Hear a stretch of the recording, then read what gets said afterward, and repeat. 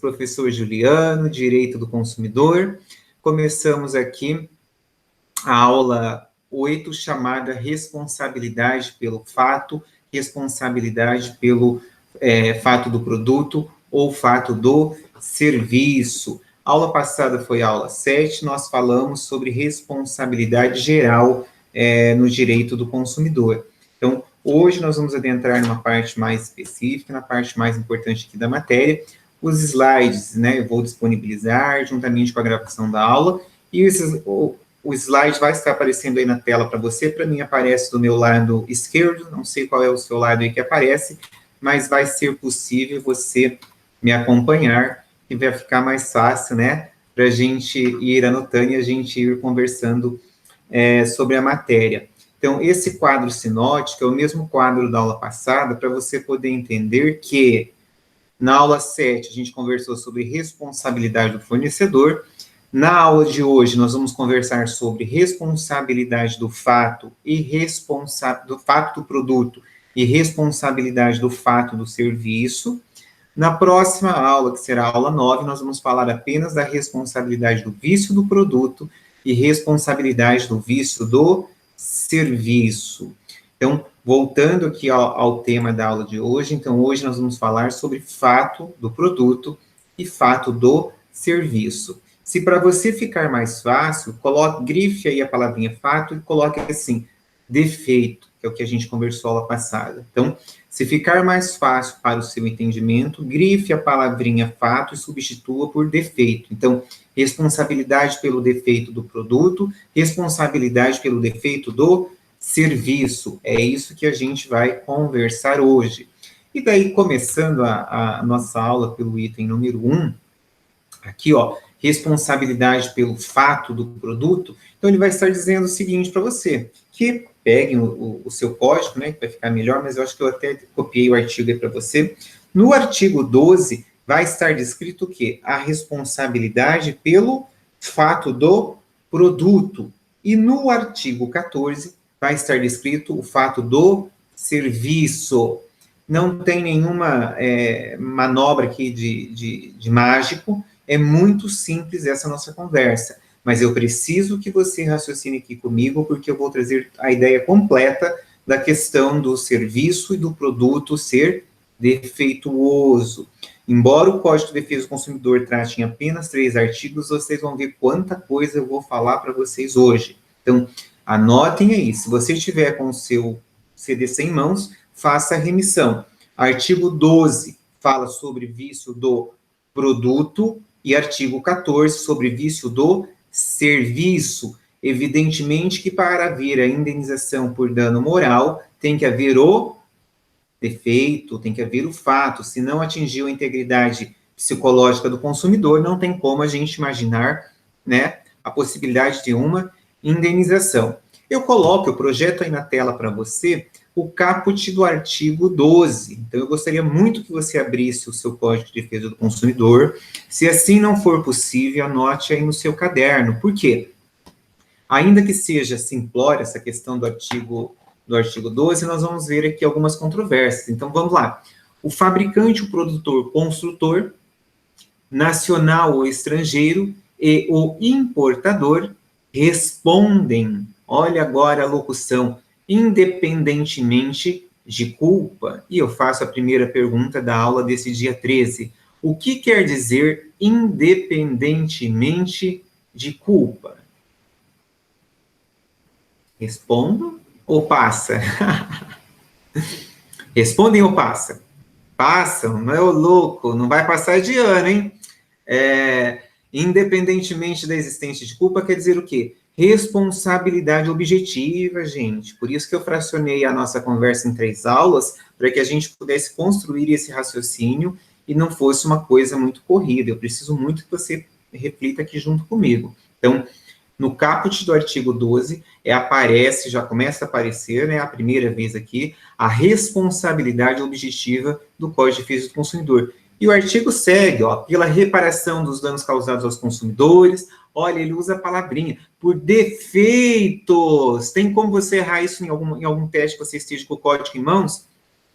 Impossível. Se for meu aluno, não tem como errar, entendeu? A menos que não assistiu minha aula. Então, por defeitos decorrentes, ó, de projeto, de fabricação, construção, montagem, fórmulas, manipulação, apresentação ou acondicionamento de seus produtos, bem como informações insuficientes ou inadequadas sobre a utilização e seus riscos. Aí você deve estar pensando assim, se fosse para ler o artigo, eu não precisava de você, Juliana. Então, pera lá, que agora você vai ver o que a gente vai conversar, entendeu?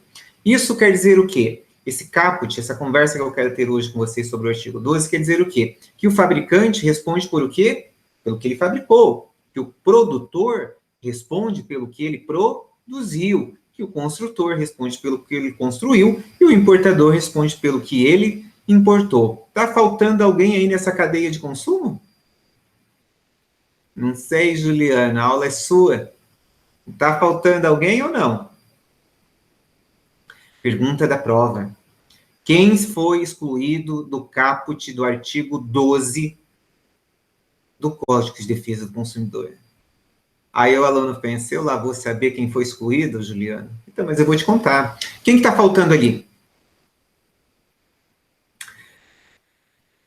Tem alguém mais importante, Nara. O artigo 12, ele fala do produto. O serviço vai estar lá no 14. No artigo 12, sabe quem que não está aí no caput? O comerciante. Fábio, o vendedor, o comerciante. Então, ainda que de forma prematura, se eu fosse vocês, eu faria essa anotaçãozinha. Verificar que o comerciante não foi incluído aqui no caput do artigo 12. Calma que já já a gente vai ver onde ele foi parar. E aí, ó, eu trago mais um slide para a gente conversar mais sobre duas situações que uma você já conhece, ó. O reconhecimento da responsabilidade solidária. Por que responsabilidade solidária? Porque no Código de Defesa do Consumidor, todas as vezes que houver a possibilidade de nós trazermos mais pessoas aqui no polo passivo da LIDE, melhor será para o consumidor. Então, para aqueles que vão fazer meu eixo, né, não sei como é que vai ser no segundo semestre, a gente vai trabalhar toda essa questão processual, o que fica melhor para você como advogado do consumidor ou para você como advogado do fornecedor. Mas aqui eu já vou dar algumas dicas para vocês. Olha lá. Então, o reconhecimento da responsabilidade solidária pelo princípio esculpido, dentre outros, no artigo 7º, pegue o seu Código de Defesa do Consumidor e olhe lá, artigo 7º, parágrafo único, está escrito assim, ó, tendo mais de um autor a ofensa, todos responderão solidariamente pela reparação dos danos previstos nas normas de consumo. Se eu fosse você, eu fazia essa anotação. A solidariedade que o professor está se referindo, ele encontra amparo legal no parágrafo único do artigo 7º. Então, todas as vezes que você quiser, que você conseguir indicar toda a cadeia de consumo, você pode chamar para vir responder aqui de forma solidária. E vocês vão ver que quanto mais pessoas, quanto mais fornecedores, quanto mais entes dessa cadeia de consumo for demandado, mais fácil talvez ficará aqui um acordo ou uma solução. E agora eu vou até contar para vocês que é uma estratégia minha como advogado do consumidor. Pense só aqui comigo uma coisa. Se eu tenho um produto, uma geladeira que deu um problema, né? Então eu chamei assistência técnica, ficou constatado que tem um vício, né, a princípio. Né? Não vou falar em defeito, um vício aqui na minha geladeira. Eu vou entrar com a ação, gente. Evidentemente que pelo que você está vendo aqui, você pode pensar assim, mas eu vou entrar com a ação só contra quem fabricou. Se é uma geladeira da Consul, vou entrar contra a Consul. Então, posso te contar uma coisa? Se você entrar com a ação contra a Consul, primeira coisa, no juizado não caberia essa ação porque precisaria de uma prova técnica. O juizado não cabe prova técnica. Mas você entrou com essa ação lá, Juliana, como é que você fez? Vejam bem, eu peço um laudo descritivo para assistência técnica. É óbvio que esse laudo ele não é uma perícia, né? Mas é um laudo descrevendo qual é o problema aí do refrigerador. E o que eu faço na hora que eu entro com a ação? Eu chamo aqui responder no polo passivo assistência técnica. Sabe por quê?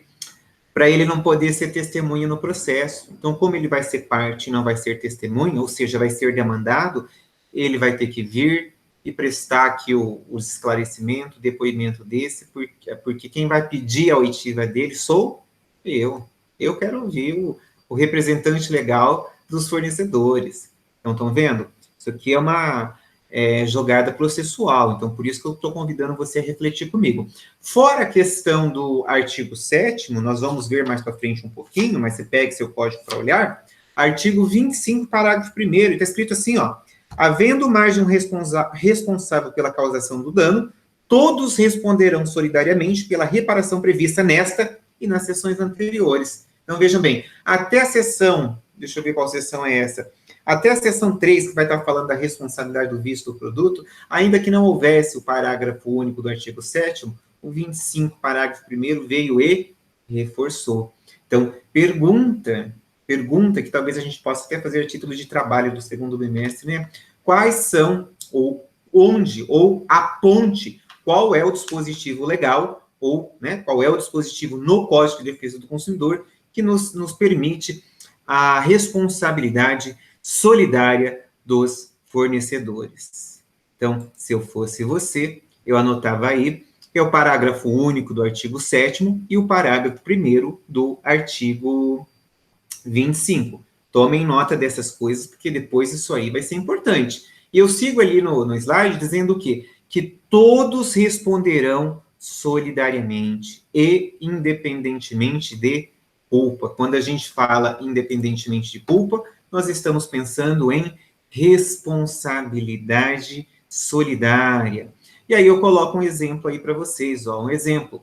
Uma montadora de veículos é responsável pelo veículo que montou. Eu não tenho sombra de dúvidas disso. Entretanto, se houver a dúvida sobre quem inseriu indevidamente determinada peça no veículo adquirido, ou seja, se foi um defeito de fabricação ou foi um defeito ali na revisão, o consumidor que sofreu um acidente de consumo, quando a gente fala acidente de consumo, eu estou pensando em defeito, atingiu o psicológico ou o físico do consumidor, poderá acionar qualquer um dos dois fornecedores dessa cadeia, ou até mesmo ambos, sob o fundamento do princípio da responsabilidade solidária. Então, se você teve um veículo que tem ali um problema numa peça que você não sabe se foi da revisão, se foi na montagem, se foi na fabricação, existe sim a possibilidade de você acionar a concessionária e acionar o fabricante.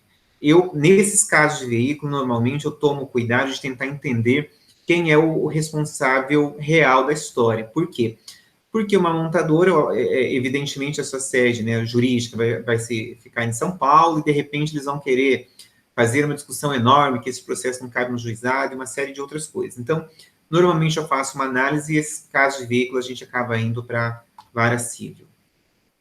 Segundo o autor do anteprojeto, olha aqui que fabuloso, segundo o autor do anteprojeto do nosso Código de Defesa do Consumidor, o doutor Zelmo Denari, identifica doutrinariamente a possibilidade de 3 defeitos do produto. Então, olhem lá, que isso aqui aparece no caput do artigo 12. Vocês estão vendo como é importante ter o CDC em mãos? Se você estivesse com o seu CDC em mãos, você estaria fazendo essa anotação e seu código se tornaria um código comentado. Olhem lá, a primeira possibilidade de defeito seria o defeito na concepção ou defeito na criação, que são defeitos no projeto, defeitos na formulação, defeitos no designer do produto. Ou seja, a primeira possibilidade de defeito está na fase antes da construção, antes da formação desse produto. A segunda possibilidade de defeito, segundo o autor do anteprojeto do CDC, seria o defeito na produção, o defeito na fabricação, ou seja, seriam defeitos que ocorrem durante a fabricação, construção, montagem, manipulação ou acondicionamento de produtos. Vejam que essa conversa ele colocou no caput do artigo 12. Seguindo ainda, existe a possibilidade de termos defeito do quê? Defeitos de informação ou defeito na hora da comercialização, que seria o defeito na apresentação, ou seja, na informação insuficiente ou inadequada, inclusive na questão da publicidade. Se eu não me engano, deixa eu ver uma coisa, não, eu achei que eu fosse trabalhar mais essa conversa aí, mas eu acho que está de bom tamanho, porque essas 3 possibilidades de defeito, ou seja, defeito na formação, defeito na construção e defeito na comercialização, se você for um pouquinho esperto, você grifa essas 3 situações ali no caput do artigo 12. Então, se você não está com o CDC em mãos, faça a anotação no seu cadernão. Verificar caput do artigo 12, porque o Juliano está dizendo que as 3 fases, ou as 3 possibilidades de defeito no CDC aparecem ambas, né, as 3, descritas de forma literal no caput do artigo 12. Não pode errar isso, hein, que é feio errar isso. 1.1. Definição de produto defeituoso no CDC. Que coisa, hein? CDC conceituou isso? E, para nossa sorte, o CDC conceituou. Olha lá, o artigo 12, no parágrafo 1º, eu estou com o meu código aqui, deixa eu até voltar uma página, ó. O parágrafo 1º, ele diz o seguinte, deixa eu ver se está no próximo slide, não, está aqui mesmo. Deixa eu voltar. O produto é defeituoso quando não oferece segurança que dele legitimamente se espera, levando em consideração as circunstâncias relevantes entre as quais podemos destacar. E ali eu coloco o inciso 1, o inciso 2, o inciso 3. O inciso 1, a sua apresentação. O inciso 2, o uso e riscos que razoavelmente dele se esperam. E o inciso 3, que seria a época em que ele foi colocado em circulação. E agora, para ficar melhor a nossa conversa e você conseguir raciocinar aqui comigo, nós vamos trabalhar essas 3 situações. Eu fiz um quadro, mas calma, fiquem tranquilos, que eu não vou querer ler esse quadro desse jeito, porque senão vocês não iam entender, né? Está muito pequenininho a leitura. Então, eu subdividi em outros 3 slides. Primeira possibilidade de defeito, né? Então, nós estamos classificando os defeitos dentro do CDC. Então, o primeiro defeito aqui no CDC seria a periculosidade inerente, ou também chamada periculosidade latente. O que isso quer dizer? Quer dizer que o quê? Trazem um risco intrínseco, atado à sua própria qualidade ou modo do seu funcionamento. Embora se mostre capaz de causar acidentes, a periculosidade desses produtos ou serviços diz-se ser previsível ou normal em decorrência de sua natureza, fruição e condições. Ou, melhor dizendo, é de acordo com a expectativa, de acordo com a qualidade, com a natureza do próprio produto. Eu até coloquei ali o desenho de uma faca para você não errar. Então, quando eu coloco uma periculosidade latente, eu estou pensando que aquele produto ele pode sim ter um perigo nele, um perigo intrínseco à sua própria natureza. Vocês têm dúvida que faca corta? Não tenho, né? Então, eu posso dizer que a faca é um produto defeituoso? Não, né? Eu não posso dizer que a faca é um produto defeituoso. Por quê? A faca foi projetada para cortar. Então, nesses casos, a gente vai classificar esse defeito, esse perigo, como um perigo latente, um perigo inerente ao próprio produto em razão da sua natureza. Isso aqui não tem nenhuma dificuldade. A próxima possibilidade de periculosidade seria a periculosidade adquirida. Nossa, mas como é que eu vou adquirir uma periculosidade? Então, nesses casos, ocorre em razão de uma possível imprevisibilidade que envolve aquele produto. Juliano, me dê um exemplo. Gente, defeito de fabricação. Você tem dúvidas que o defeito de fabricação, o fabricante ele não tinha o interesse, não vou dizer nem a responsabilidade, porque a responsabilidade ele vai ter. Estou dizendo, ele não tinha interesse, não estava nos planos dele que aquele determinado produto tivesse um defeito ali, um problema que viesse causar um dano à saúde ou à segurança do consumidor. Então, esse perigo seria a periculosidade adquirida. Ele foi adquirido ao longo ali da cadeia de produção. Espero que vocês estejam fazendo essas anotações.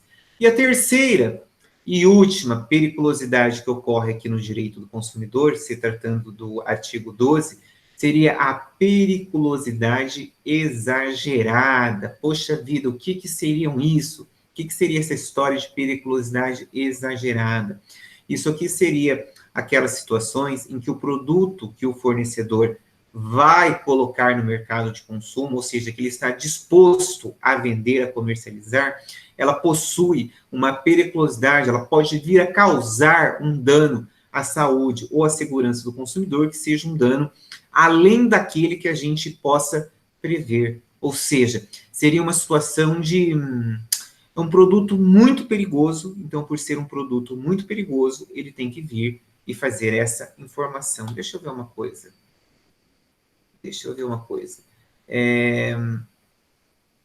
Nessa questão da periculosidade exagerada, a gente poderia pensar aqui, ó, deixa eu ver uma coisa, não produz mau resultado na mitigação dos seus riscos. A gente pode pensar na produção de um produto em que ele possa vir a causar um dano. Então, por exemplo, eu posso imaginar aqui uma lâmina, né, de barbear. Então, se essa lâmina de barbear, eu estou projetando ela com uma 10 vezes mais potente, entende? Então, se eu estou acostumado a fazer a minha barba lá de qualquer maneira, se eu estou, né, se eu sou fornecedor e vou colocar uma lâmina aqui no mercado que ela tem uma potência muito maior pode até cortar aqui a cutis do consumidor, então eu preciso fazer essa informação. Se eu não me engano, eu trago até esse exemplo mais para frente, mas eu já falo dele aqui agora. Fogos de artifício seria um exemplo, sim. Mas é verdade. Fogos de artifício dá para ser sim. Eu ia falar que ele era uma periculosidade latente. Não, mas o fogo de artifício ele não é criado para causar dano, né? No entanto, que ele vem com todas aquelas restrições, salvo engano, tem fiscalização pelo exército, precisa ser maior de idade para comprar, né? Você tem razão. Acho que o fogos de artifício é um bom exemplo aqui para periculosidade exagerada. Acho que a lâmina vai vir mais para frente um pouquinho, mas daria para utilizar aqui também sem nenhum problema. 1.2. Circunstâncias relevantes para a caracterização do produto defeituoso. Então, vamos lá. O artigo 12, no parágrafo 1º, leva em consideração algumas circunstâncias para o enquadramento nesse produto, eu ia falar nesse serviço. O serviço não está lá no 14, é só produto agora. Nesse produto, que seria a questão da sua apresentação, a questão do uso e do risco que razoavelmente a gente espera desse produto e a época em que ele foi colocado em circulação. Então, vamos ver o que a gente vai trazer aqui, ó. Primeira circunstância. Qual primeira circunstância? O Código de Defesa do Consumidor prevê defeito em decorrência da apresentação do produto, bem como informações insuficientes ou inadequadas sobre os seus riscos. Aquele caso da lâmina que eu acabei de falar, eu sabia que eu tinha visto ele em algum lugar, ele serve aqui como exemplo da primeira circunstância. Como assim da primeira circunstância? Falha de informação, na apresentação do produto. Então, eu posso sim fabricar, projetar uma lâmina de barbear que tem uma potência, tem uma possibilidade de corte 10 vezes mais, 10 vezes é pouco, 100 vezes maior do que as lâminas comuns. Agora, pera lá, será que não é importante eu dar essa informação para o consumidor? Né? Eu não sei, eu não faço isso, mas eu já vi, sei, né? Acho que antigamente as mulheres faziam isso, elas raspavam a perna com gilete, não é? Agora, você já imaginou você raspar sua perna com uma gilete 10 vezes mais potente? Vai tirar uma fatia, vai parecer que está descascando um pepino.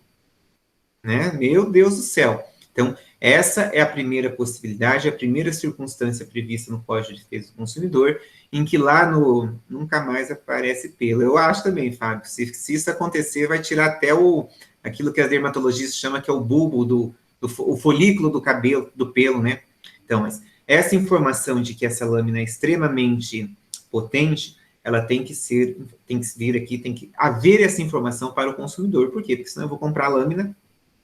Deu até arrepio, né, Ilnara? Já raspou a perna, né, com lâmina. Eu fiquei pensando, porque assim, eu acho que eu não faço a barba em casa, mas eu me lembro de quando eu fazia. E eu tinha medo digamos assim, de cortar, né? E toda vez que eu vou no barbeiro, eu até fecho o olho pensando na navalha dele lá no meu pescoço. Então, vocês imaginem uma lâmina 10 vezes ou 100 vezes mais potente. Tem que haver essa informação, sim. Eu também, Marco. Mas por isso que tem que haver essa informação e seria a primeira condição aqui, a primeira situação considerada como produto defeituoso para o Código de Defesa do Consumidor. Então, seria uma falha aqui na questão de informações necessárias que podem vir a causar danos à saúde ou à segurança do consumidor. Dando continuidade, a segunda circunstância trazida aqui no Código de Defesa do Consumidor seria o quê? Envolve os usos e os riscos que razoavelmente deles se esperam. Ou seja, a periculosidade é inerente dentro dos limites de normalidade e previsibilidade que razoavelmente esperados pelo consumidor nos termos do artigo 8º. Deixa eu ver o que fala o artigo 8º. O artigo 8º, o 8º, o 9º, o 10º é a parte do Código de Defesa do Consumidor que a gente já tratou lá atrás, que fala sobre a qualidade de produtos ou serviços. Então, vejam que essa segunda circunstância, ela traz referência... Deixa eu ver se eu não trouxe... tá. Já eu vou para isso. Essa segunda circunstância, ela faz referência àquele defeito, não é defeito, aquela possibilidade de dano que possa ter em relação à natureza do produto. Então, se você pegar lá um liquidificador, a faca e o liquidificador são os dois exemplos mais corriqueiros que a gente pode utilizar aqui para você fixar a matéria. Então, o liquidificador, existe ali um dano latente, porque se você ligar ele sem a tampa e adentrar, né, inserir a sua mão ali no copo com o motor funcionando, eu acho bem fácil que você consiga fazer dedos triturados. Então, se isso acontecer, infelizmente, você não vai poder demandar contra o fornecedor, porque isso aí não foi um acidente de consumo. Lá na caixa vai estar escrito que o produto ali, o liquidificador, deve ser manuseado com a tampa na jarra, né? E outra coisa, não é para o senhorito colocar a mão dentro da jarra com o motor funcionando. Então, vejam que nesse caso a gente se enquadraria aqui na segunda circunstância. Falando ainda de segunda circunstância, eu me lembro muito bem que algumas 2 ou 3 aulas atrás, eu falei um pouquinho sobre a Lei 13.846 de 2017, que, até que meu slide estava faltando um pedaço, que inseriu no artigo 8º, não está escrito ali, mas eu me lembro, inseriu no artigo 8º o parágrafo 2º. Vocês estão lembrados do que fala o parágrafo 2º? É aquilo ali que está no slide, ó. O fornecedor deverá higienizar os equipamentos e utensílios utilizados no fornecimento de produtos ou serviços ou colocados à disposição do consumidor e informar de maneira ostensiva e adequada, quando for o caso, sobre o risco de contaminação. Pensando agora na Covid-19, veja, essa lei ela fez alteração no parágrafo único do artigo 8º. O parágrafo único virou o parágrafo 1º e foi inserido o parágrafo 2º. Então, vejam que nesse momento de Covid-19, pelo menos para mim, me parece que essa lei, esse artigo, esse parágrafo 2º do artigo 8º, ele seria uma questão indiscutível.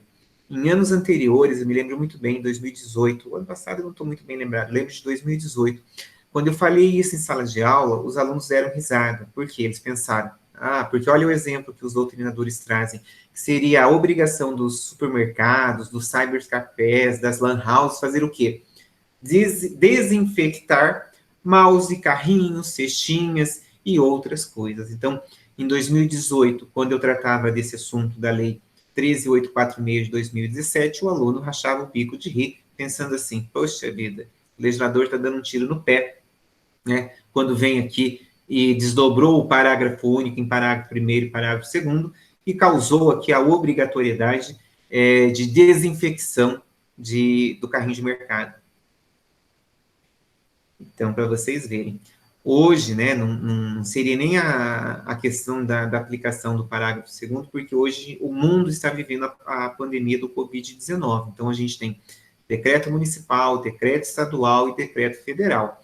Mas para vocês verem, né, que esse parágrafo 2º ele foi criado 3 anos antes, e que já havia discussão, já havia a preocupação aqui com a saúde e com a segurança do consumidor. Então, se eu fosse você, eu faria essa anotação, porque você vai fazer prova da OAB, penso eu, né, ou já fez, ou já está aprovado, e se eu fosse elaborador de questões, né, eu faria uma questão, né, perguntando, né, se existe dispositivo legal que ampare, né, tirando a questão aí do estado de emergência, dos municípios, estados e da federação, eu poderia perguntar se existe dispositivo legal que venha obrigar aqui o fornecedor a fazer a higienização de produtos, né? E o aluno ia ficar maluco e procurar, não sei onde ele ia procurar. Parágrafo 2º do artigo 8º do Código de Defesa do Consumidor. Deixa eu ver. Tem 12 alunos na sala. A sala de vocês acho que tem 30 e poucos alunos, né? Então, 1/3 da sala está presente.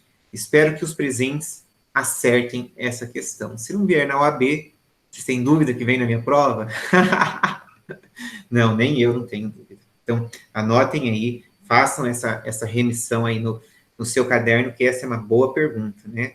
Eu penso que se eu for elaborar uma prova, uma questão, aquelas questões que têm textos, né, para prova multidisciplinar, é só colocar um texto discutindo aí o Covid-19 e colocar alternativas indicando, né, perguntando para o aluno se ele sabe se tem dispositivo legal obrigando a desinfecção ou a responsabilidade do fornecedor.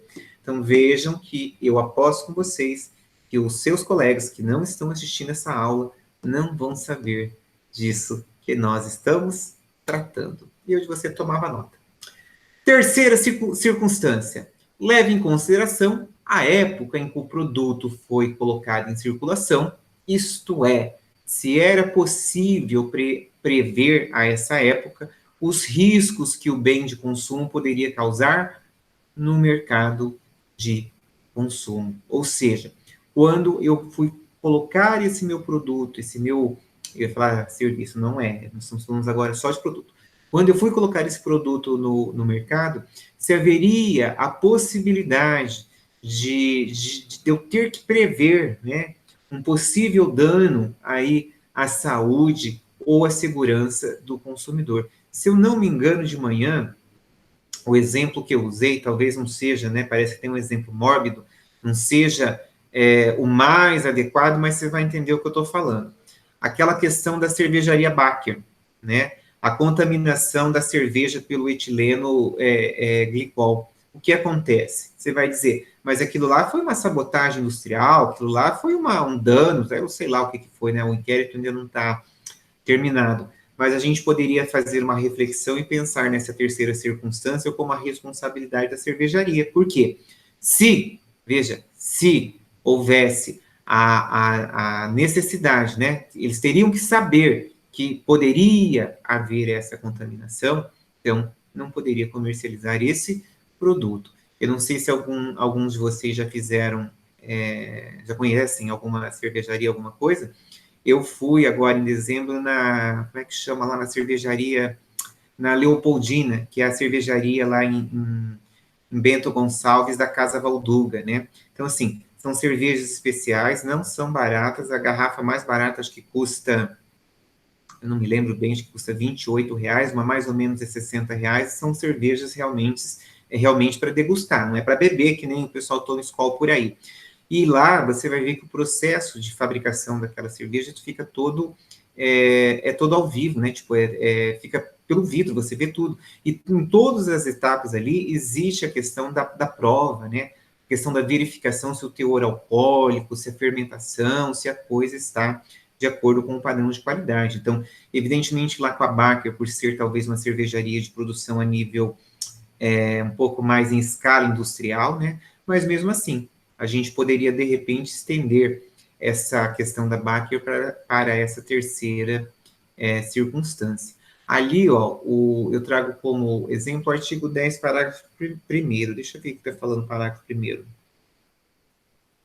Isso aqui a gente já conversou, que é quando o fornecedor ele tomar conhecimento de uma possibilidade, né, de um perigo que o produto dele possa vir causar ao consumidor. Então, ele tem que avisar as autoridades ali sanitárias e providenciar anúncios publicitários em, sei lá, TV, em rádio, né, de maneira o mais ampla possível para que o consumidor tome conhecimento desse possível dano, desse possível defeito aqui no produto depois de colocado à venda. Item 1.3. Então, nós estamos caminhando aqui na nossa aula. O item 1.3, ele fala sobre o parágrafo 2º, né? Olhem aí no seu código, parágrafo 2º do artigo 12.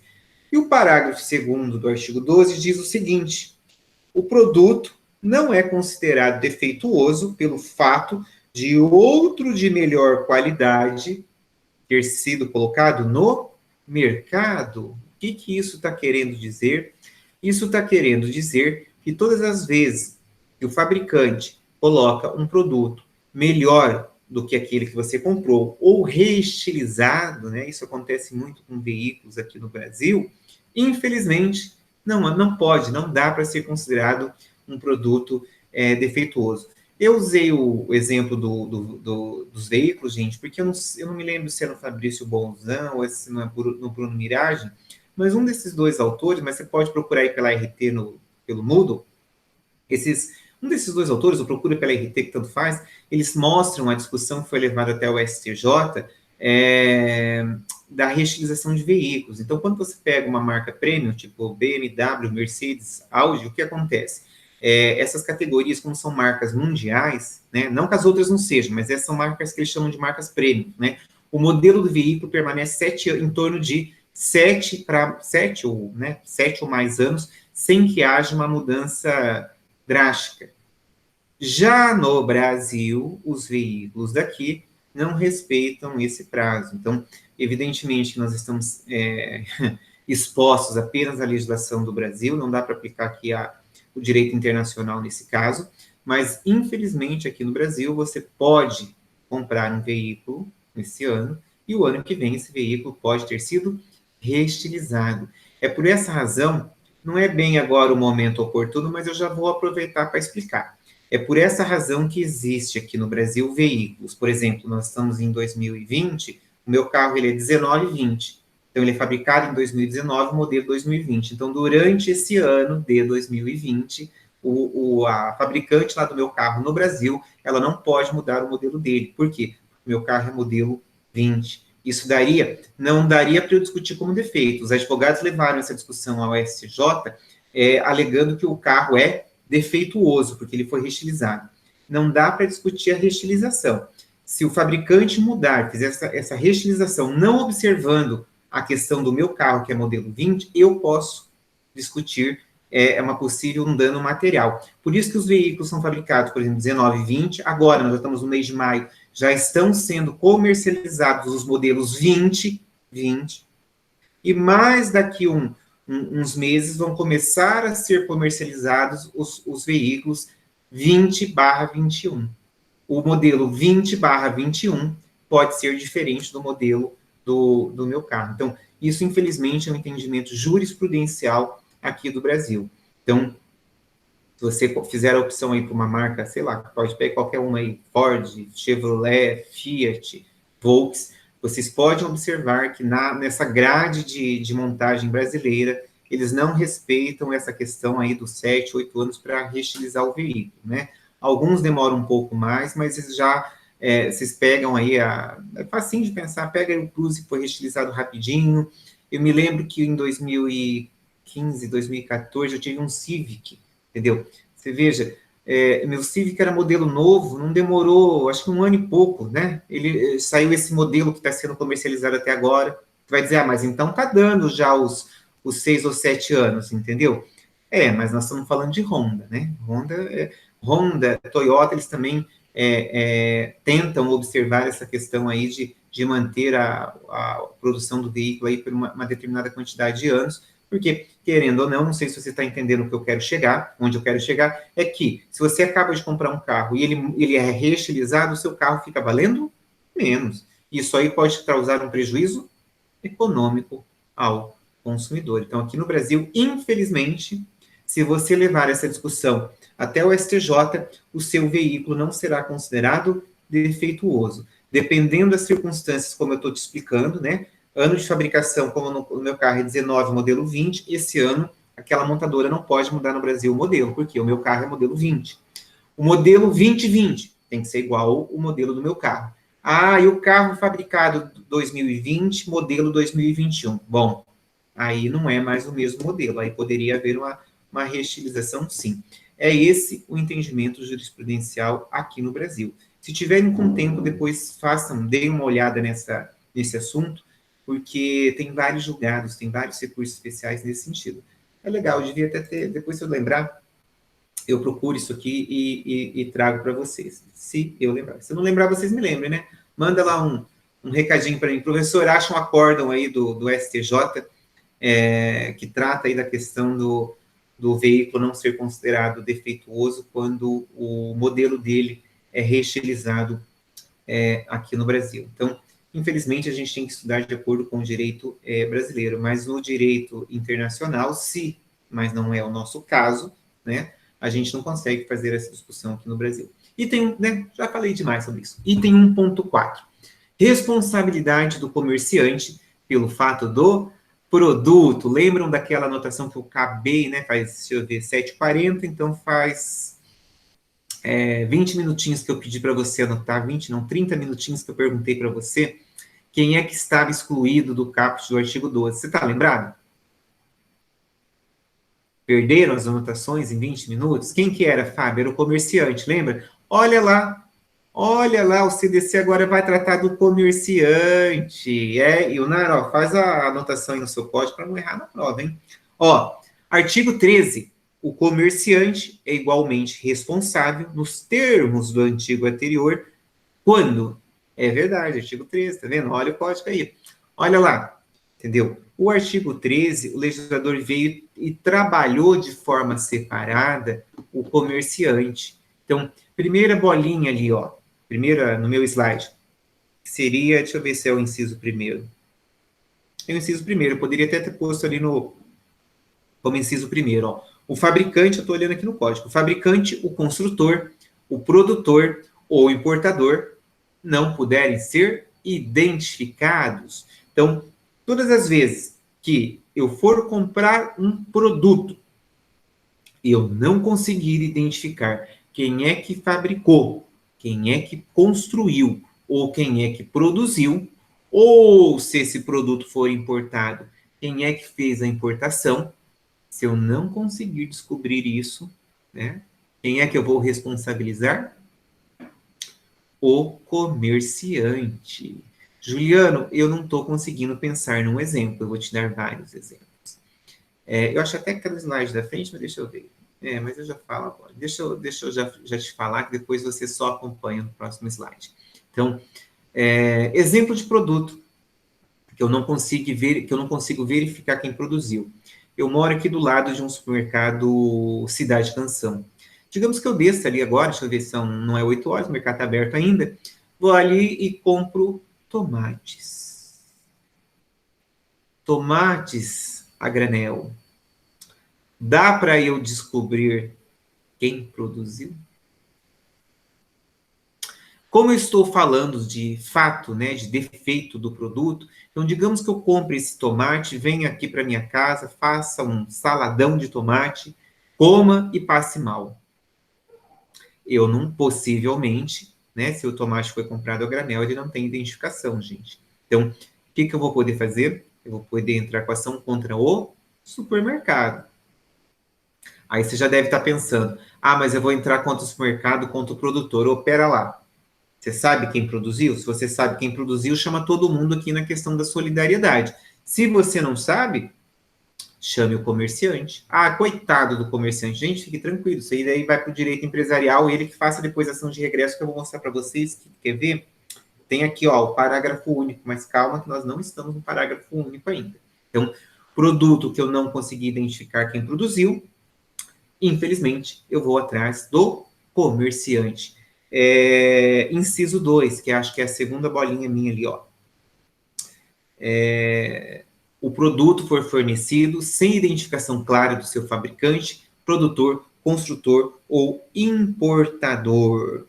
É o inciso segundo. Aí você vai dizer, mas você acabou de falar do tomate, entendeu? Espera lá, a gente pode imaginar um outro exemplo.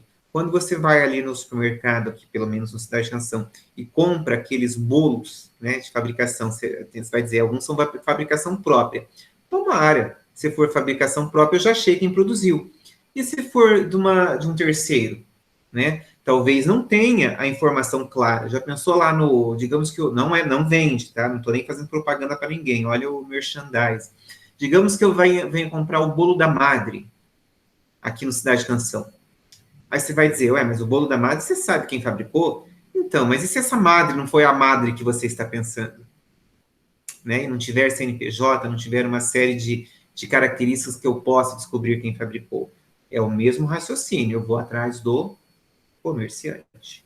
Então, cuidado com isso, que isso aqui está parecendo conversa para boi dormir, mas vocês vão ver que quando aparecer um caso para você entrar com a ação, ou aqui um caso hipotético para você fazer análise, você vai ver que faz todo sentido você poder acionar o comerciante. Estou pensando agora como advogado do consumidor. Deixa eu só concluir o inciso terceiro, e aí depois eu vou virar o advogado do diabo e a gente vai conversar um pouquinho como sendo advogados do fornecedor.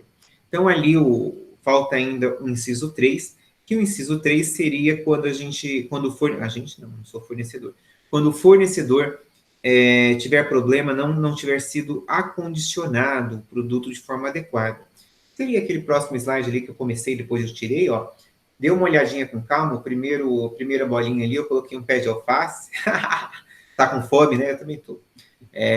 Primeiro quadradinho ali é um pé de alface, ou seja, alface, tirando aquela embalagem que ela tem, né? E dependendo de onde você comprar, ela não tem embalagem, dificilmente você vai saber quem produziu. Você vai responsabilizar o mercado. O segundo exemplo, quando a identificação não for clara, esses bolos, esses biscoitos, às vezes, se não for de fabricação própria e não tiver uma indicação direita ali no rótulo, o comerciante vai responder. E o terceiro seria ali o acondicionamento de forma incorreta, ou seja, eu vou ali no Cidade Canção e compro um iogurte, né? E eu não presto atenção em que o iogurte não estava gelado, estava quente. Chego aqui em casa, tomo ele, me dá uma baita de um desarranjo intestinal. E vou lá e faço exame e constato que isso aí foi decorrente da ingestão do iogurte que estava com problema. Veja, você vai dizer, eu vou entrar com ação contra quem? Veja, pela solidariedade do artigo 7º, estão lembrados? Você pode entrar contra todo mundo. Quem fabricou, quem comercializou. Mas, se você quiser encurtar a conversa, você pode entrar só contra o mercado. Aí você vai dizer, coitadinho do dono do mercado, né? Vai ter que responder por esses problemas que nem foi ele que causou. Gente, nós estamos falando daí, quando pensamos em mercado, em direito empresarial. Ele que tenha lá um bom advogado, que tenha lá um bom gestor, um bom gerente para resolver essas coisas. Isso aí não é problema nosso. Nós temos que pensar aqui no direito do consumidor. As duas primeiras situações, como eu até utilizei a questão do tomate, ocorre muito aí na questão de hortifruti granjeiros, né? Então, quando você imagina lá um tomate, quando você imagina uma alface, maçã, né? Aqueles que você não compra, a maioria ali da feirinha que eles chamam, né? Tirando ali mercado digamos, de um nível superior, sei lá, Angelone ou qualquer outra coisa nesse sentido, a maioria dos mercados comuns, os hortifruti granjeiros não tem identificação, não. Entendeu? Tudo bem que Cidade de Canção não é mercado de elite, mas do lado da minha casa eu vou ali fazer o quê? Não tem. No Angelone eu concordo, que a maioria ali tomate por tomate tem uma etiquetinha dizendo qual é o fabricante, né? Qual é uma série de outras coisas, mas via regra geral não tem, entendeu? Eu trago aqui a questão do Cavalieri Filho, que ele vem explicar para vocês que o comerciante foi excluído de forma principal ali do artigo 12, por quê? Porque ele não participou dessa questão aí da produção dos meios de massa. Lembra daquela conversa lá dos outros slides? Então, ó, nessa quarentena, eu não fui no mercado nem uma vez, eu não coloquei os meus pés, eu estou me protegendo, que eu quero sair vivo e inteiro dessa história de Covid-19, né? Isso aqui está parecendo BBB, né? Quanto menos você for ao paredão, maior a possibilidade de você chegar na final. Então, eu não estou com brincadeira com a questão do vírus, não. Eu não estou saindo de casa, só tenho Hoje eu fui lá no escritório, mas, tipo assim, montei no carro aqui, desci lá na garagem do escritório, resolvi umas coisinhas lá e voltei embora. Não estou indo em lugar nenhum, porque eu acho que, graças a Deus, né, Maringá, o índice não está tão expressivo, mas a gente tem que fazer a nossa parte. Se você começar a pirulitar por aí, o vírus vai circular e você vai pegar. Então, como nós não temos leitos de UTI para todo mundo e não temos vacina e não sabemos quem vai morrer ou não, da minha parte, prefiro ficar vivo para dar aula aqui para vocês no segundo semestre, tá?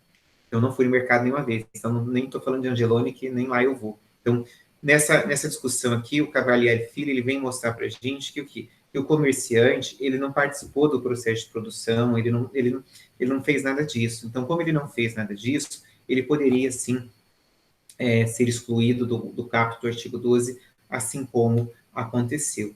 E você deve estar pensando que como é que funciona a questão dessa responsabilidade do comerciante, né? Ele é responsável de forma subsidiária, é responsável de forma solidária. Se eu fosse advogado do comerciante, o que eu ia alegar, né? Então, doutrinariamente, não existe ainda uma situação, não existe uma posição pacificada. Eu sou seguidor da Cláudia Lima Marques, então, como ele é considerado o papa do direito do consumidor, eu tento sempre fazer leituras, né, do que ela escreve, do que ela pensa, porque ela tem sido citada até pelo STJ. Então, se é uma professora viva, né, não é lenda ainda, viva, tem esse tamanho respeito na comunidade jurídica, ou né, no meio jurídico, eu acho que a gente tem que dar crédito para quem tem todo esse respeito. E se eu não me engano, ela é uma das que dizem que nessa questão da responsabilidade do comerciante, por ele ter sido tratado, né, excluído do caput do artigo 12, ela discute que essa responsabilidade seria o quê? Subsidiária e não solidária. Eu não entendi qual é a diferença de solidariedade e subsidiariedade. Tá precisando voltar lá para as aulas de responsabilidade civil do segundo ano, hein? Mas vamos lá. Responsabilidade solidária é quando todo mundo vem aqui a responder, concorda? Então, eu chamo todo mundo vai ter que... Para quem eu apontar, vai ter que pagar a conta. O que é subsidiariedade? Subsidiar é depois, é pagar um pedaço, é só se o primeiro não pagou. Então, responsabilidade subsidiária do comerciante, para quem defende isso, seria o quê? Primeiro vamos verificar quem fabricou, quem construiu, quem projetou. Se a gente não conseguir identificar, não conseguimos acharmos, não tem jeito mesmo, agora a gente traz aqui, a gente busca o comerciante. Não é uma posição pacífica, então, uma situação como essa, o aluno já pensa, eu posso responder qualquer coisa na prova que o Juliano vai ser obrigado a aceitar. Veja, ninguém é obrigado a nada. Eu estou mostrando aqui para vocês que é uma divergência doutrinária, e seja você seguidor do que você quiser, né, faça o seu apontamento, a sua fundamentação. Eu acho que tem que ser solidariedade. Beleza, aplica lá o artigo 7º, parágrafo único. Eu acho que não deveria ser solidariedade, não, deveria ser subsidiariedade. Então, se eu fosse advogado de cidade canção, eu ia alegar que eu sou devedor solidário, né? Que eu não produzi o tomate, eu só vendi, o que eu tenho com isso? Coitado de mim. No direito do consumidor não tem coitado, não, né? Mas seria isso. E ainda sobraria ali, ó, ainda bem que, nossa senhora, ainda bem que não falei água. Que o posicionamento majoritário é o posicionamento de que o comerciante possui responsabilidade subsidiária, né? Mas nós temos a posição minoritária e que, se você for advogado do consumidor, pelo amor de Deus, busque doutrinas e julgados que tragam a responsabilidade do fornecedor como solidária. Agora, se você for advogado aí do Supermercado Canção, da Rede Bom Dia, do Angelone, do Super Mufato, você vai discutir, vai trazer julgados que a responsabilidade é subsidiária. Então, vamos ver do lado de quem você vai estar recebendo honorários, né? Tomara que do lado que pague melhor. Tô brincando, não vai pagar melhor não, é sempre 30%. E tem 1.5 para a gente ir embora daqui a pouco. Ah, professor, não dá para ir embora, já estou em casa. Então, para a gente terminar nossa conversa, eu não vou, eu não vou estender muito a aula, porque, infelizmente, ou felizmente, esse conteúdo ele é de suma importância aqui para a base do seu conhecimento jurídico. Então, não adianta eu dar uma aula de 1h30 e você escutou 40 minutos apenas. Depois você pensa assim, vou lá assistir a aula dele depois. Você não vai assistir a aula dele depois, né? Minha aula depois. Então, eu vou seguir até a hora que eu terminar, que está perto, a responsabilidade do produto e vou deixar a responsabilidade do serviço para a próxima aula. Eu vou fragmentar isso, mas calma que eu não terminei. E tem 1.5 ainda, vamos lá, senão a gente não termina.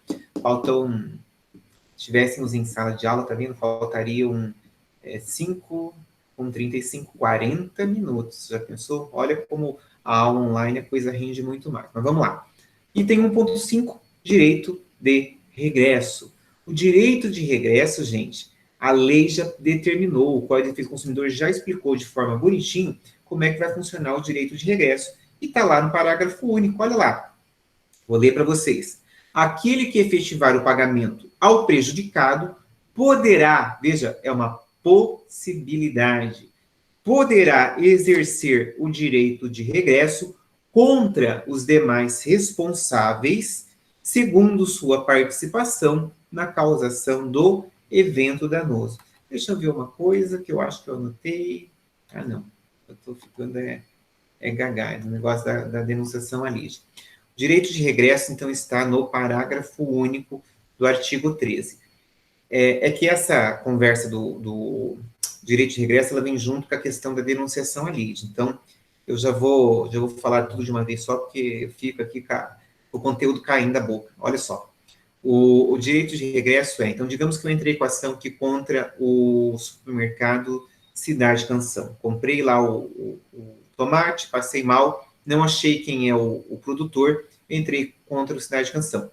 Eu vou avançar e daí eu volto, tá? O item 1.6, entendeu? Fala sobre a denunciação à lide. E o Código de Defesa do Consumidor, ainda que tenha admitido o direito ao regresso, o direito de quem pagou se voltar contra o causador do dano, ele veda, ele proíbe a denunciação à lide. Então, se eu fosse você, eu faria a seguinte anotação. O Código de Defesa do Consumidor proíbe a denunciação à lide, mas permite o direito de regresso. Nós não vamos estudar, porque isso aqui faz parte da questão lá mais para frente. Ó, artigo 88 do Código de Defesa do Consumidor. No artigo 88, por isso que eu falo que você precisa estar com o código em mãos, ó, ele faz a referência ao artigo 13. Olha que coisa, vou ler para você. Na hipótese do artigo 13, parágrafo único, ou seja, do direito de regresso, né? A ação de regresso poderá ser ajuizada em processo autônomo, facultada a possibilidade de prosseguir-se nos mesmos autos, vedada a denunciação à lide. O que o legislador quis garantir a você, consumidor? Pergunta. O que o legislador garantiu com a proibição da possibilidade de denunciação à lide no CDC, que não é CDC, é Código de Defesa do Consumidor. Vamos, gente, 19h58, faltando 2 minutos para as 20 horas. O que ele veio garantir? Silêncio, Jesus, misericórdia. Por isso que precisa assistir a aula mesmo. Ué, se eu não posso fazer denunciação à lide, o que vai acontecer com o processo? Sono? Meu Deus do céu. Jesus, toma um café, ó. Eu já estou terminando, é o último item da aula, por isso que eu vou terminar, porque vocês já estão com sono, Deus me livre, primeira aula com sono, hein? Mas eu vou fechar esse raciocínio. O que o legislador quis fazer com o consumidor? Ele quis que a ação terminasse antes, gente, para quem for fazer lá o eixo no direito do consumidor, vai ver que o processo, né, o procedimento ali na 9.099, atrelado a 8.078, ele traz uma celeridade processual, ou seja, os processos que eu atuo duram, em média, 1 ano. Sério, Juliano? Sério, gente. Só aqueles casos mais cabulosos, que vai lá para a turma recursal, que eles até, acho que na época do processo físico até perdiam lá, mas agora no digital não tem como perder. O que acontece? 1 ano e meio o processo já está aqui liquidado, né? Depois, né, tomara que mais para frente, não sei como é que funciona essa questão aí do 5º ano, né, mas veja, se você pensar num escritório de advocacia, por que é isso? Porque é rápido, mas é rápido, 1 ano? Nossa senhora, vai para a vara civil para você ver o que vai acontecer. O processo pode demorar lá 3, 4, 5, 6 anos. Então, no direito do consumidor, por isso que eu estou dizendo, é um processo, é uma linha, né, um ramo aqui dentro dos direitos de se trabalhar, que, primeiro, a sua responsabilidade, a sua responsabilidade como profissional é menor, concorda? Uma ação de menor periculosidade. Imagine você defendendo uma pessoa que morreu, né? Morreu como? Morreu morta? Morreu de morte morrida? Não, gente. Um erro médico. Já pensou como é que é muito mais trabalhoso a sua atuação como advogado, né? Buscar a responsabilidade, o nexo causal, uma série de outras coisas. Aqui no direito do consumidor, a gente está tratando, se não for dano moral, a gente vai tratar apenas de dano material. Então, é muito mais simples. Então, se você estiver em um escritório que atua no direito do consumidor, o seu giro monetário, o seu giro financeiro é muito mais rápido. Ou seja, os clientes vêm no meu escritório, né, a gente pega lá a procuração, nós entramos com o processo, eu vejo eles às vezes na audiência e depois só vejo no pagamento, às vezes nem no pagamento, né? Agora no Covid-19 a gente os alvarás estão saindo online, está sendo feita transferência direta para a conta do advogado, e eu entro em contato ali com os clientes, faço transferência para eles.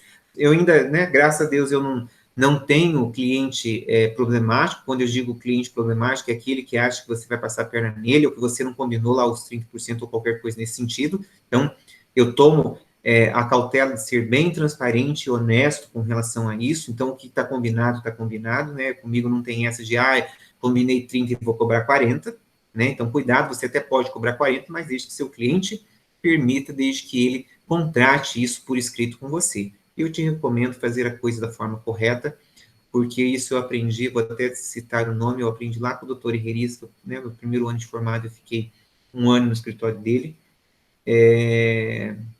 na veia, e lá ele me ensinou uma coisa: nós não seremos advogados para um dia, para uma semana, para um mês ou para um ano. Nós seremos advogados para uma vida. E se eu sou advogado para uma vida, então é melhor eu trabalhar direito, é melhor eu ser honesto, porque as pessoas vão falar do meu trabalho. Então, fique a dica aí do professor Juliano com relação a isso. Sejam direitos com relação à cobrança de honorários, aquilo que você está pactuando, aquilo que você está combinando com o seu cliente, porque você vai... É muito fácil você destruir uma imagem, muito mais difícil você construir do que você destruir. Então, eu tenho orgulho nesse sentido de não ter discussão com clientes, né, dessa forma. Um ou outro, quando às vezes, mas eu não estou lembrado, eu mando a cópia do contrato assinado, entendeu? Então, assim, quanto a isso, eu sou impecável, porque eu não vou admitir que alguém, né, toda vez eu penso a mesma coisa, né, eu sou professor, eu me exponho ali, então eu tenho que ter ali uma conduta que a gente imagina como sendo uma conduta ética. Então, né, eu não vou nem ficar de pé aqui para ver como é que eu estou na parte de baixo, mas eu não vou mentir, eu não estou de terno, entendeu? Mas, estou arrumadinho, estou bonito, né? Então, eu vou parar a aula aqui pelo seguinte, entendeu? Entendeu? Vou parar a aula por aqui, olha só, meu Deus do céu. Não, eu preciso voltar aqui, não posso terminar a aula aqui não, ó. Essa vedação da questão da denunciação à lide, ela possui 2 fundamentos. O primeiro fundamento é esse que eu estava falando, e fiquei aqui me perdendo no que eu estava falando, que seria o retardamento da reparação dos danos ao consumidor. Então, eu não posso fazer a denunciação à lide, porque eu entrei contra o Cidade de Canção, ele que pague a conta, e depois ele que vá lá atrás do produtor, que ele faça o que ele quiser. Eu, consumidor, recebi o meu direito no menor prazo possível. E o segundo fundamento, que esse sim daria uma bela dissertação, um belo TCC aqui, termos de conclusão de curso, né, seria que a gente estaria levando a discussão para a responsabilidade subjetiva, gente, não é? Se eu estou chamando aqui, né, eu entrei contra o Cidade de Canção, se ele pudesse fazer a demonstração ali, de chamar o produtor para vir discutir aqui no processo quem é que causou o envenenamento do tomate, isso aí é responsabilidade subjetiva. Eu quero achar quem é o culpado? Eu não quero achar quem é o culpado. No CDC, a gente trata a responsabilidade de forma objetiva. Depois a gente vai ver lá a questão do parágrafo único do artigo 14, mas por enquanto eu posso usar essa fala do jeito que eu estou colocando ela aqui. Depois vocês vão ver que eu vou fazer um acertozinho nessa fala. Então, vou ficando por aqui. Nossa senhora, não vou ficando por aqui, não. Tem que falar mais uma coisinha. Isso aqui é em exceção, e eu discordo. Entendeu? Quando eu digo eu discordo, sou defensor do direito do consumidor, eu vou concordar com um posicionamento que seja contrário?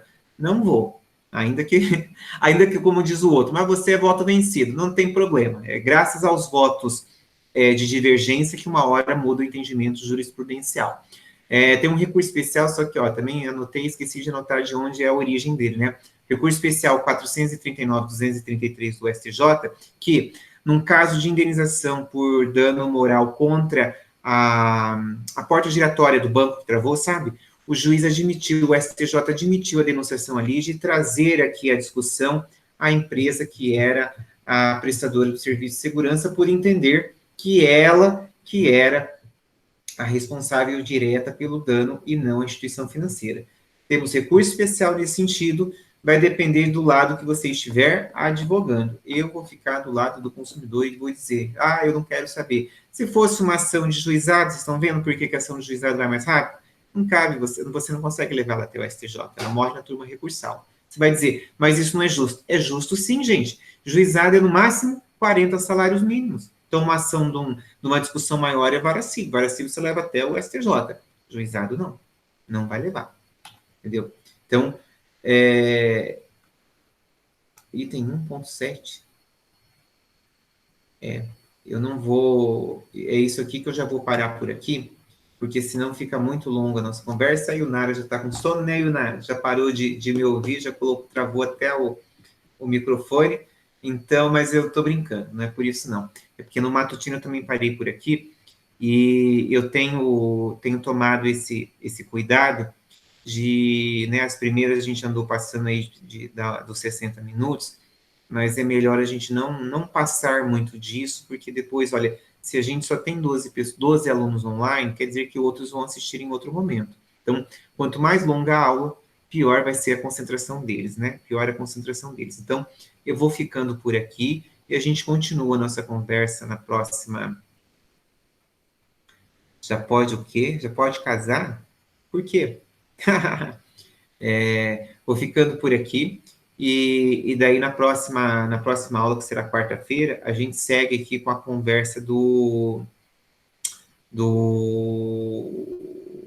não, o slide eu ainda não postei, vou postar agora.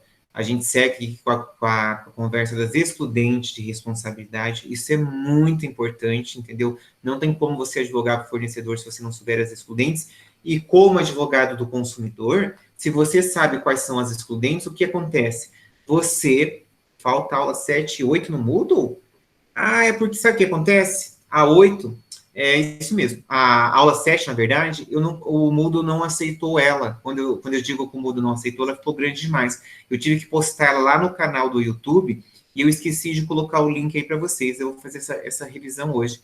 Que se a aula tiver, não sei qual o tamanho lá que o servidor, sei lá, do Moodle diz que não é possível, o que eu tenho feito? Aí eu posto ela lá no canal do YouTube e posto no Moodle o link que você clica e vai direto lá para poder assistir a aula. Bem lembrado. Eu vou, da aula passada não achei. O pessoal já reclamou, Fábio, da aula 7, da aula 8, e vocês estão dizendo que o vídeo, né, da aula 7. Vou revisar isso aqui, eu tenho um intervalinho até as 21 horas, que é a próxima aula, então eu reviso e já coloco isso, beleza? E daí já mando ali no grupo para vocês, para a gente ter certeza que eu não esqueci do que eu estou prometendo. Então, fiquem com Deus, mantenha aqui, meu chá tá aqui, quer ver, aqui, tomar um chazinho que já até esfriou. Fiquem com Deus, mantenham-se aí na medida do possível no isolamento social, na quarentena. A gente está seguindo com o conteúdo, ainda que alguns estejam, né, ninguém é tonto, ainda que alguns estejam com brincadeira, não estejam assistindo, não estejam levando a coisa a séria, pelo menos o conteúdo está gravado e será possível eles retomarem, né, eu digo eles, os que não estão levando a coisa aí a sério, retomarem no momento oportuno, porque isso aqui é matéria de prova, isso aqui é matéria para a sua vida, isso aqui é matéria para a sua profissão. Fiquem com Deus, eu vou ficando por aqui e até a próxima quarta-feira. Abração do professor Juliano. Até quarta-feira, beleza? Tchau.